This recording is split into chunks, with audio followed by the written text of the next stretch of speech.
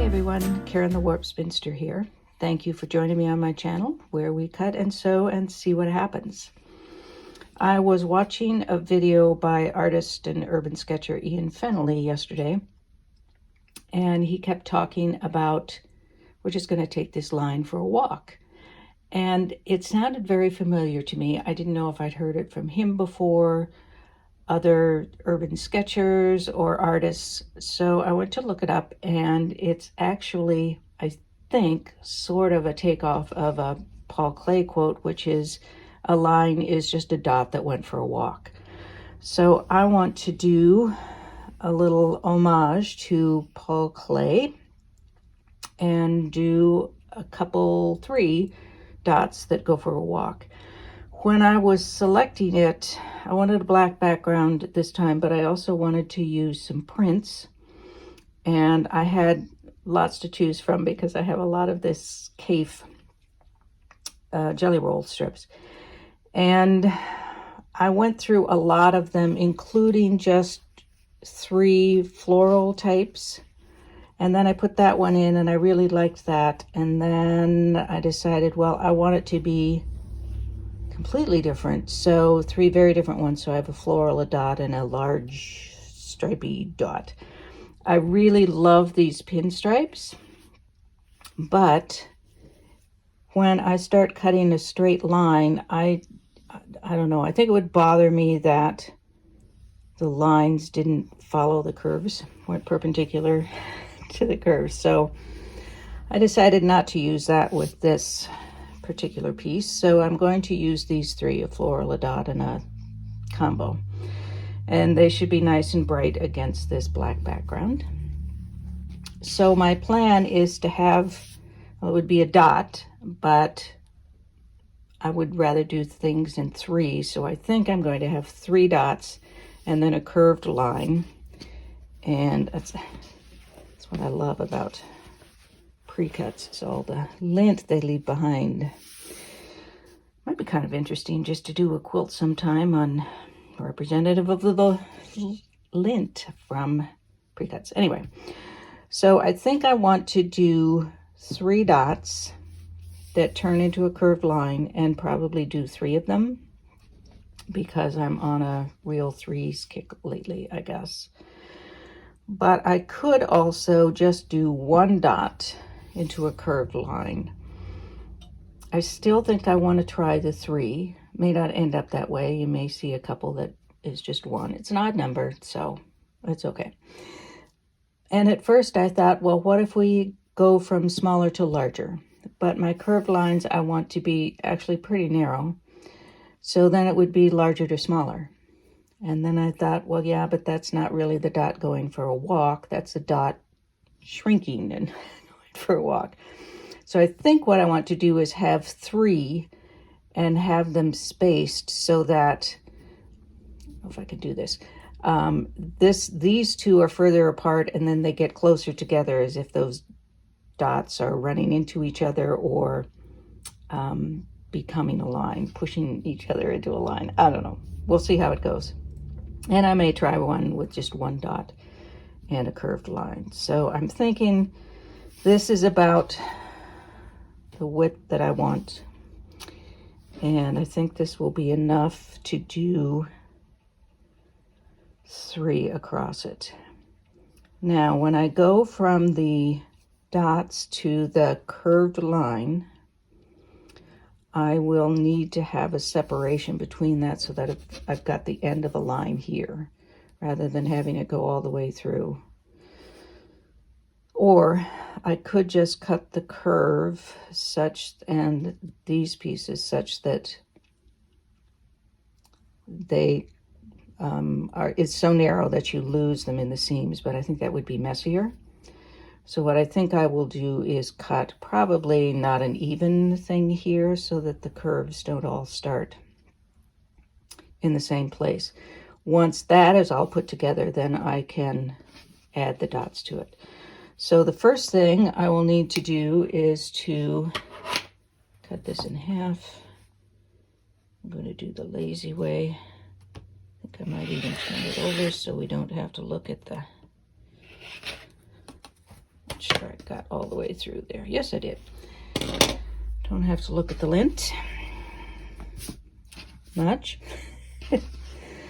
So I will then save that for another project, or I might cut that end piece from it, because I will, depends on how long, the proportion of the dot to the line. And since the line is the subject of the quote, I think maybe I'd rather err on the side of more line and less dot. And the circles are not going to be very large. So I think I'm going to, if worse comes to worse, of course, I can always cut some more. Oh, wait a minute. I wanted this to be a curved thing, though, don't I? So I'm going to do this. Enough of a curve that you can tell it's a curve. Though, who knows, by the time I get this isn't going to be much difference from where the lines start, but it will be in my mind that there's a difference there. All right, so all I'm going to do then is cut. Yes, I will press that. I'm going to cut a curve here. I want to make sure that I leave room for a seam there. And it can be a pretty gentle curve. The line doesn't have to be staggering down the path. So there's one, and I think I will splice that one curve in so that I have a better visual for my non-spatial relationship able brain to really see how much I have.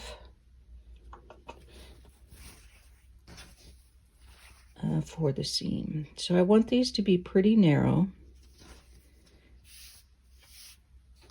And I've got plenty then to work with on these strips. And then I'll have some left here I can do things with. So this is just my normal how I do curves things. So I will include the link to the video where I talk about that down in the description. And I like, one of the reasons that I did these 3 different ones instead of the same is that I like variety. I think it adds interest and a richness to the quilt. And when you're doing urban sketching, or probably any kind of sketching really, a variety of line width is also more interesting. So I think I'm going to play on that a little bit as well. So I will just cut, first of all, this curve and stitch it. And then I will cut a different curve, similar to this, but where it's going to vary in width across it. So it probably will start out larger because it's going from a dot to a line, but we'll see. It could just be what it turns out to be. Now I'm ready to cut this second curve. I want to make sure I'm remembering that I'm doing a 1/4 inch seam, so I want it to be wider than that.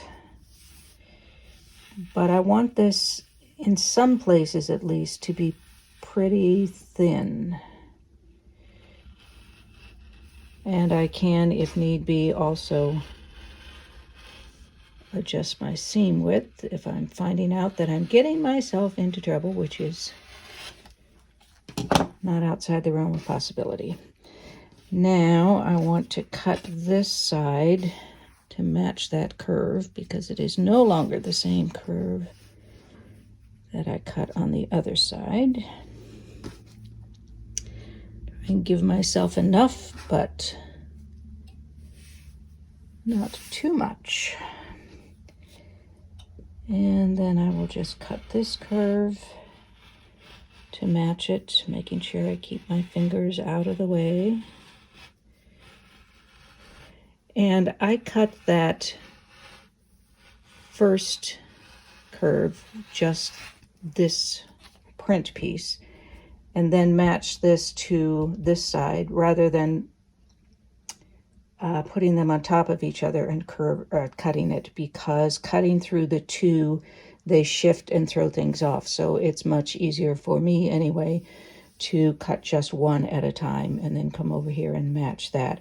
I am still cutting two pieces, but I'm just going on the outside of here, not shoving the fabric against each other. So you may find you can layer them and cut the curve out of both pieces at the same time, but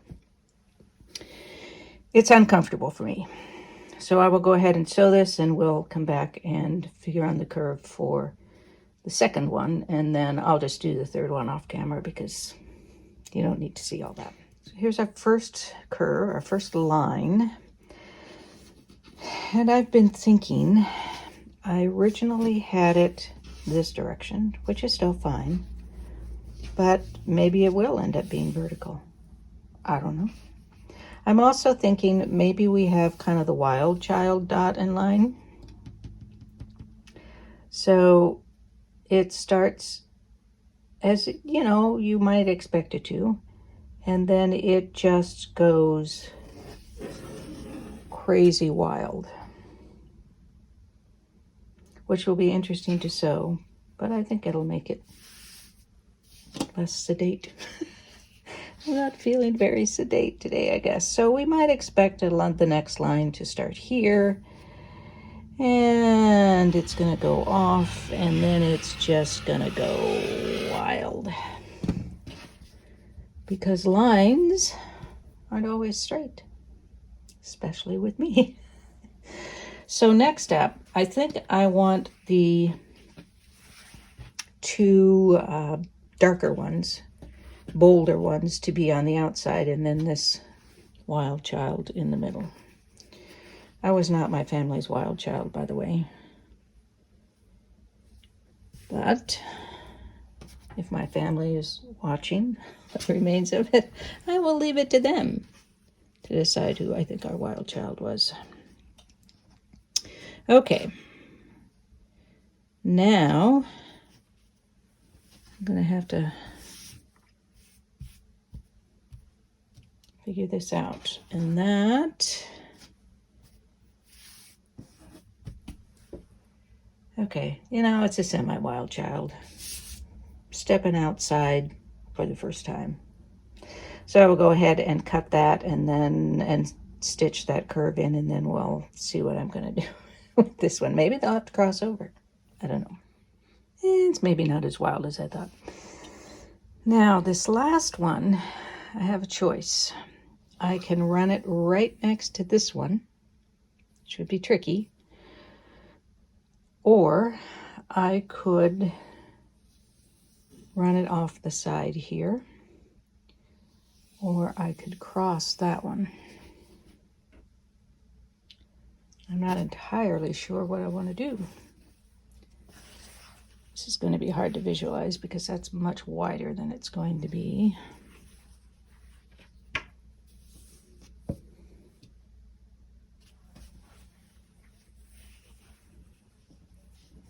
Ordinarily, I would cut a narrow strip to try it, but I have as much room for the curves as possible. That seems a little blah. If we cross it, however, and that's a little something something, so I think that's what I want to do. So the wild child is going to be crossed by this, I don't know. We had 5 kids in our family, not 3, so I don't even know how to do this.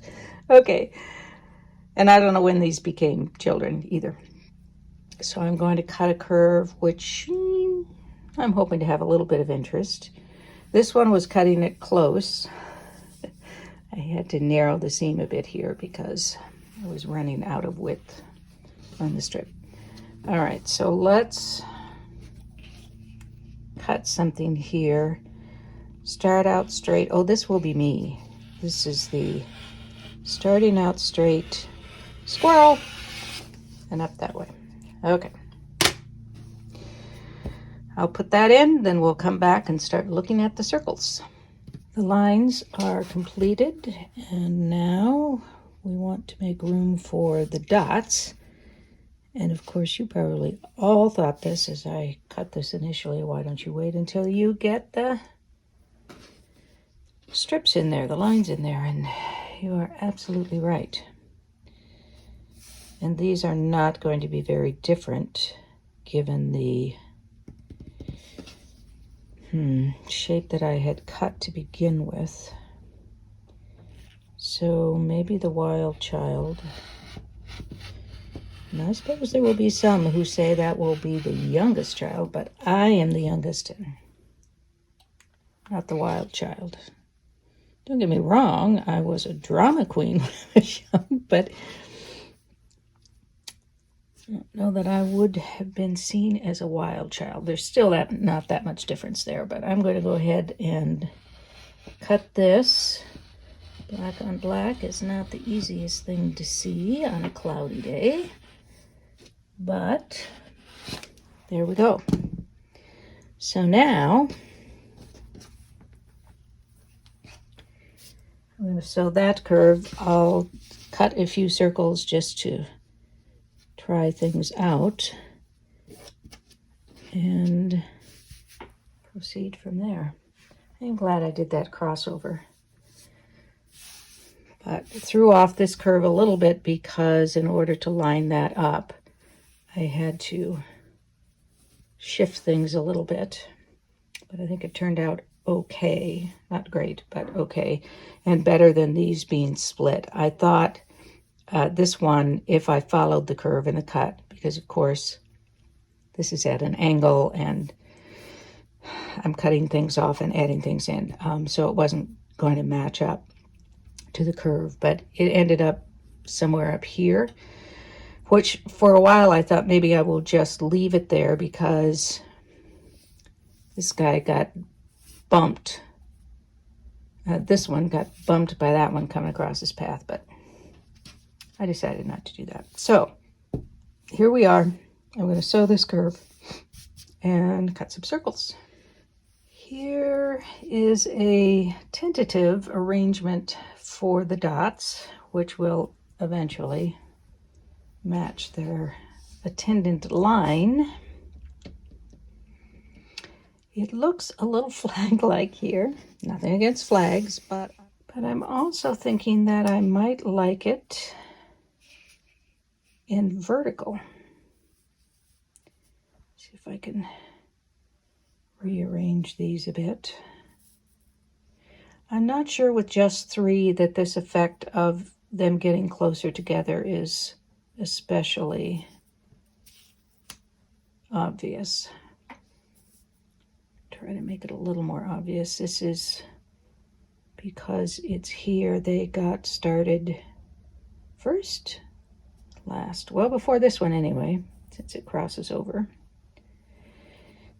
So they might, he, she, it might, this line may have them closer together. I could, I suppose, try one with 5, but that would really be stretching it. And I think I do like it better as a vertical. And I like having them be a little willy-nilly. And of course, there could always be dots that have escaped. That looks like a face. Anyway, so I am going to do my usual draw a circle of fabric up, stitch around the edges of a larger piece of fabric, pull it taut so that it forms a circle with this in the middle, and then use that as the circle. So I will do that off camera and show it to you when I get there. I wonder if we want these to actually overlap so it brings them together a little bit more. And it may be that these need to start that curve a little bit better, which will help to also bring it together. So This one's going out sort of that direction.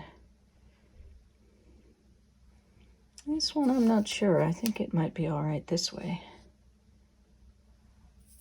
Of course, right now these look like banana slices to me, which isn't helping.